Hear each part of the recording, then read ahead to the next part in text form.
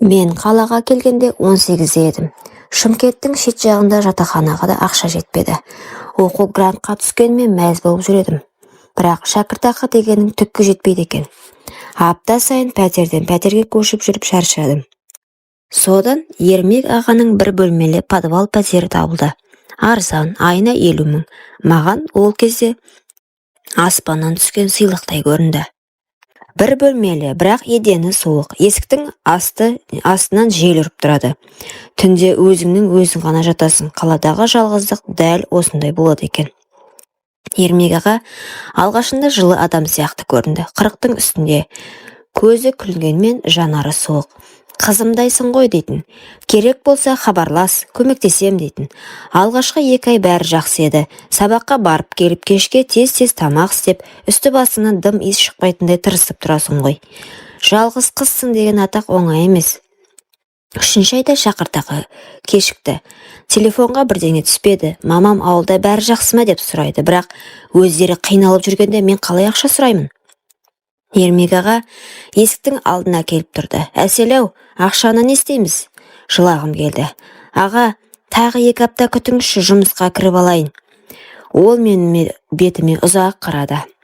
Біртүрлі жымиып, жұмыс іздеймін деп қайда барасың? Ақшаның басқа жолы да бар ғой. Жүрегім зу ете қалды. Қандай жол?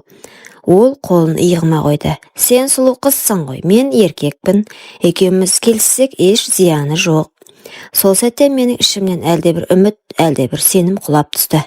Мен қаштым, құрбыма бардым. Үйіңе кіргізші, сәл ғана тұрайын дедім. Құрбымның 2 бауыры бар екен. Әкем ұрсады деді. Ауылға қайтайын десем, масқара. Оқытып жатырмыз деп отырған шешем не дейді? Ақыры өз аяғыммен Ермек ағаның есігін қайта қақтым. Тек бір рет бітсін аға. Ол маған тура жыртқыштай қарады.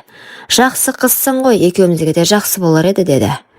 Түнгі суық пәтер, жаңа төсек жайып берді. Қызымдайсың деген еркек еңкейіп мойныма ерін тигізгенде денем дір ете қалды. Көзімді тарс жұмып алдым. Іштей бітсінші дей бердім. Басында біраз ауырсындым. Тек төсек сықыры өткен сайын өз-өзімнен жеркендім. Ал ол маған тәтті сөздер айта берді. Сен сондай тәп-тәтті қызсың, сен менікісің деді. Сол түннен кейін ол маған аздап ақша берді. Ақшаның орнына деді. Бірақ мен өзімді ақшаға саттым деп ойлағым келмеді. Ермек аға үйге жиі келетін болды. Сол сәттерде мен өзімді жалғыз сезінбедім. Біртүрлі жылылық іздей бастадым. Сөйтіп жүріп ол сеніп қалдым. Ол мені шын жақсы көретін шығар деп ойладым. Бір күні ол жоқ кезде үйін ақтарып жүріп, некелі куәлігінің көшірмесін көріп қалдым. Әйелі бар екен, 3 баласы бар екен. Осы сәтте өзімді көрден шыққандай сезіндім. Мен оның ойындағы қуыршақ, көргенде құмарлығын қандыратын жалғыз қыз болған екенмін. Іштей, мен кіммін өзі, мен не істедім деп шыңғырдым. 1 ай, 2 ай өтті. Әйел адам бәрін сезеді ғой. Ішімде бір дүние бар екенін түсіндім. Дәрігер, құттықтаймыз 2 айлық деді. Басым айналып кетті. Бұл баланы кімге жеткіземін? Қалай жеткіземін? Ермекке бардым. Ол сасқанда жоқ. Маған айтпа, не істесең де өзің шеш деді. Мен ауылға қайттым. Оқу жайына қалды. Ауырып жүрмін, жағдайым болмай кетті дедім. Ауыл іші жылы сөз айтпады. Сол кезде маған бұрыннан көзі түскен бір жуас жігіт бар еді, Нұржан. Сол кезде, Әсел, мен сені бұрыннан жақсы көремін дейтін. Аяғым ауыр екен білген соң Нұржанға тидім. Ол бақыттан басы айналды. Балам, әйелім, отбасым деді. Тек мен ғана. Төсекте оған тәнімді берсем де, жүрегім бос еді. Өйткені мен оны сүймедім.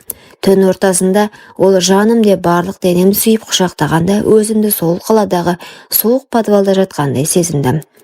Ұлымыз дүниеге келді. Нұржан ол баланы бауырына басты. Мен тек балам үшін күн кештім. Нұржан мені шексіз сүйді.